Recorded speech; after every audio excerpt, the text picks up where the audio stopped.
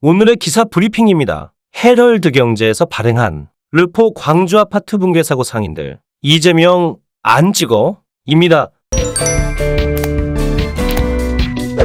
코로나로 반토막 난 매출이 붕괴 사고로 또다시 반토막이 났습니다. 모두가 검은 커넥션으로 뭉쳐있는 자들입니다. 민주당 대신 허경영 후보를 찍을 겁니다. 20대선 공식 선거운동일인 15일 오후 광주 화정아이파크 붕괴 사고 피해 상인들이 모여있는 대책본부 천막 입구에는 붉은색 글씨에 대형 현수막이 휘감고 있었다. 지역구 국회의원은 공범, 불법공사 방조하는 서구청장 물러나라. 현수막이 주는 위압감은 휘날리는 눈보라 사이로 상인들의 필요한 심경을 대변해주는 듯하다. 5평 남짓 천막에는 10명의 피해 상인들이 난로 하나에 기대 추위를 녹이고 있었다. 그들의 눈빛과 표정에는 초조와 불안, 분노의 감정이 복잡하게 얽혀 있었다. 이들은 지난달 11일 화정하이파크 붕괴 사고로 금호하이빌 상가 등 피해를 입은 자영업 사장님들이다. 50여 명의 사장들이 호구지책을 위해 돌아가며 천막을 지키고 있다. 사실상 생계를 뒤로 미룬 채 거리투쟁에 나선 셈이다. 이들이 거리에 나온 이유는 무엇일까? 잊혀질까 두려워서다.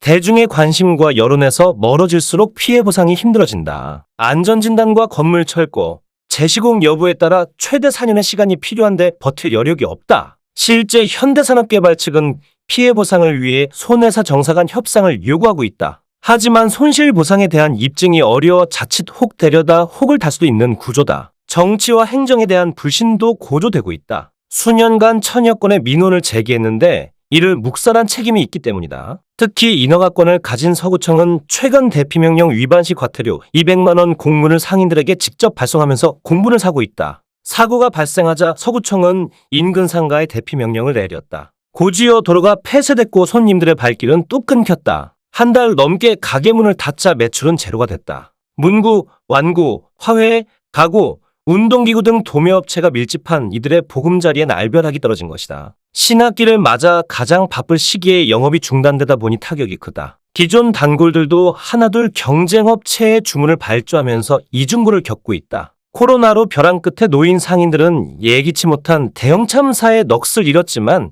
실질적인 대책은 요원한 상태다. 매몰 및 실종자 수습이 모두 마무리되자 현장은 썰렁해졌다. 수십 명의 기자들과 경찰, 구조인력, 자원봉사자가 빠져나가면서 거리는 한산하다. 상인들은 7개월 전 발생한 광주앞 동철거 사건처럼 이번 일도 묻히는 것은 아닌지를 가장 우려하고 있다. 사고 당시 매장에 있던 A 사장은 진짜 죽는 줄 알았다. 가게 앞에 세워둔 차량이 폐차됐는데 생각만 해도 아찔하다.